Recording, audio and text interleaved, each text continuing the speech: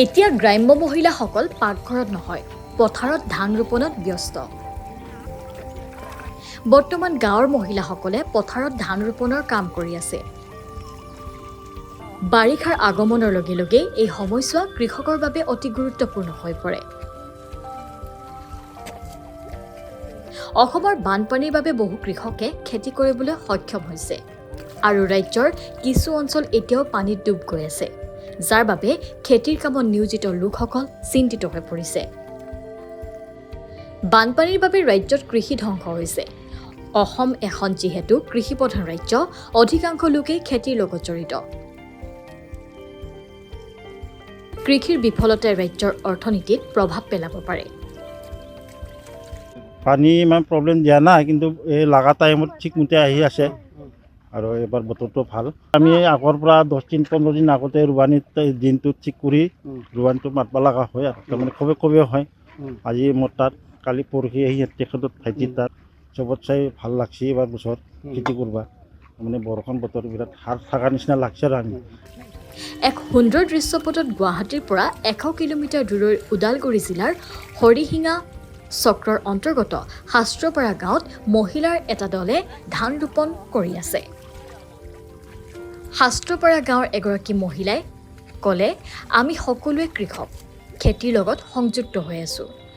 আমাৰ বাবে ধান খেতি অতি গুৰুত্বপূৰ্ণ আৰু এই 2 মাহৰ ভিতৰত আমি সকলোৱে ধাননি পথাৰত ব্যস্ত হৈ থাকোঁ। আমাৰ গাঁৱৰ মানুহবোৰ একেলগে থাকে, বিশেষকৈ আমাৰ শাস্ত্ৰপাৰা গাঁৱৰ মানুহবোৰ।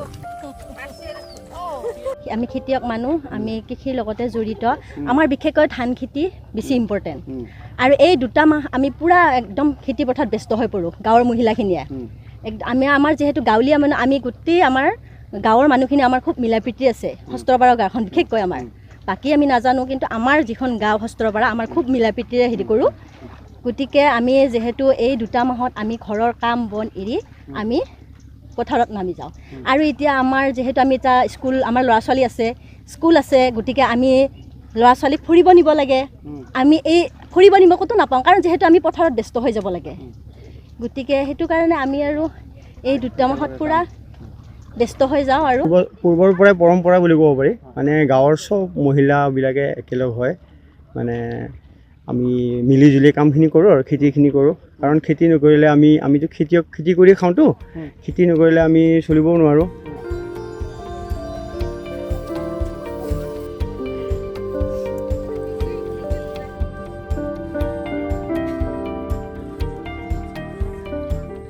লগতে আন এগৰাকী মহিলাই ক'লে, এতিয়া আমি চাহ খাই কিছু জিৰণি লৈছোঁ।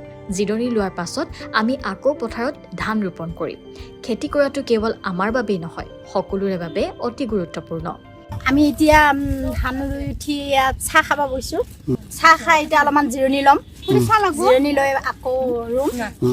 আমাৰ ধান খেতিটো আমাৰ কাৰণে বহুত প্ৰয়োজন আৰু ধান খেতি নহ'লে দেচোন সকলোৰে দিগদাৰ। কিছুমানে এতিয়া ধান চাউলখিনি কেনেকুৱাকৈ ক'ৰ পৰা হয় সেই কথাটোৱে নাজানে।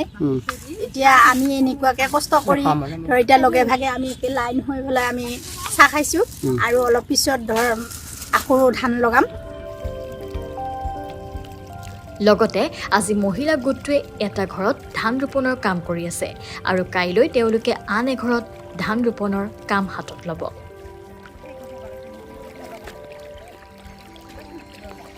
ইফালে শাস্ত্ৰপাৰা গাঁৱৰ মহিলাসকলৰ মূল লক্ষ্য যে এতিয়া তেওঁলোকে একেলগে ধান ৰোপণ কৰে আৰু যিকোনো কাম একেলগে কৰে, তেতিয়া সকলো কাম সোনকালে হয় আৰু গাঁৱৰ সকলো মানুহৰ লগত সুসম্পৰ্ক গঢ় লৈ উঠে।